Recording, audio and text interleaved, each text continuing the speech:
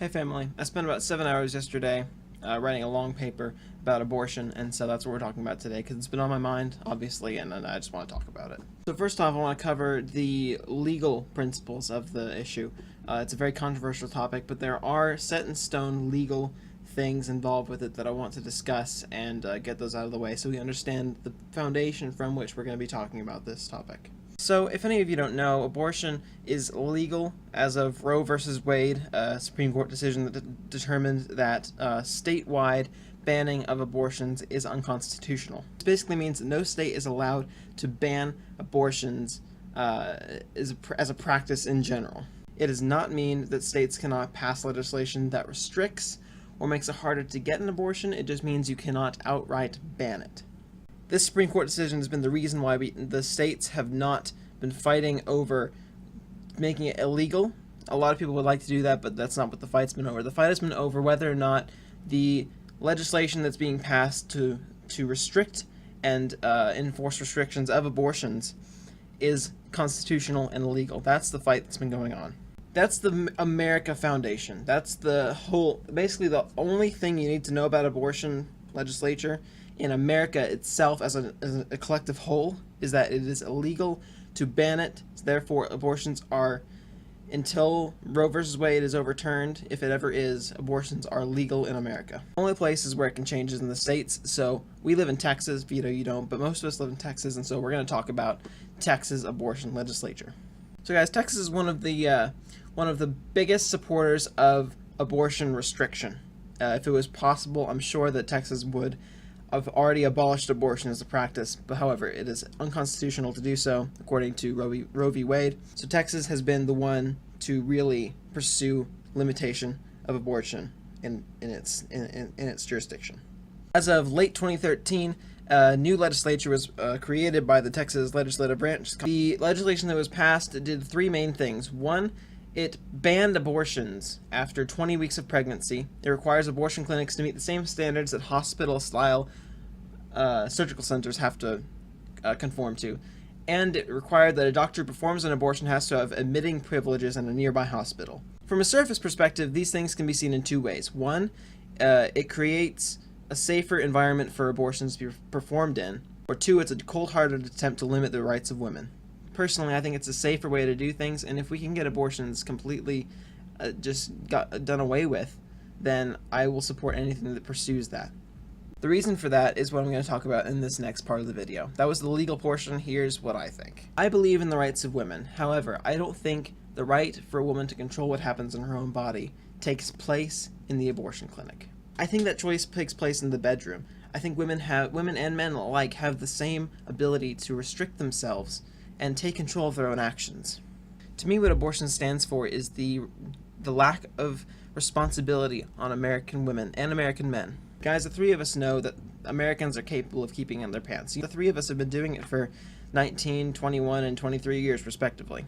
The way I view this topic is if getting pregnant is such a bad thing that you have to get rid of the consequences of it, you shouldn't be pursuing the activity that has even the smallest chance of getting that result, that being sex. Quite frankly, guys, it's not too hard to abstain from sex. It's just not hard to do. Just don't put yourself in the situation, and you don't have to. I hear the argument so often that, American kids and people are going to have sex. Why? Why do we have to accept that? Why can't we take responsibility for our actions and deny this practice? I don't understand. I really just don't understand it. Look, sex is necessary, and inside of marriage, it's a beautiful thing. And there can be trust, and if there are consequences of pregnancy, it's a good thing. Outside of marriage, it's so often, and should be in fact, the pregnancy is a situation that needs to be avoided. And guys, if pregnancy needs to be avoided outside of marriage, then people outside of marriage shouldn't be having sex. It's a fact that over 50 million babies have been aborted in America, I believe since 1970. That means that if abortion is wrong, we're looking at a situation almost 10 times as bad as the Holocaust. That amount of danger and that amount of death to be almost 10 times the amount of killing that happened in the Holocaust means that we need to be careful. We need to be vigilant, and we need to think about this, because if it's true America has committed a crime greater than any ever committed before. As a single person, I'm not in any position to tell anyone how to believe or how to think. But isn't it better in such a dangerous time to err on the side of caution, if that's such a big consequence? That's just how I see things. Anyone who's watching this video may think differently, but if it's such a big problem, if it's wrong, why not err on the side of caution? This is always going to be a controversial issue, and it's always going to be something that people are going to get very angry about, but I hope that even if this video doesn't change anyone's perspective, it at least gives some tolerance. One of the biggest things that frustrates me is when people get mad at each other for this issue, and on both sides. I'm not pinpointing either side. Both sides do this, and it frustrates me on either side. Either someone says, you believe in abortion, you must be an evil person. Or they say, you don't believe in abortions, you must be against the rights of women. And look, neither of those things apply to me. A, I don't believe that abortions are morally right, because it's the destruction of what I consider to be a human being, alive and viable, no matter how old they are.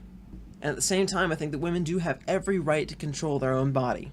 It just doesn't take place in the abortion clinic. It takes place in the bedroom.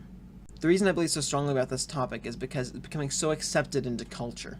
Once something becomes that accepted, it becomes a sinful activity that is normal for everyone to do. And once it becomes that, we become just that much more destructive people, you know?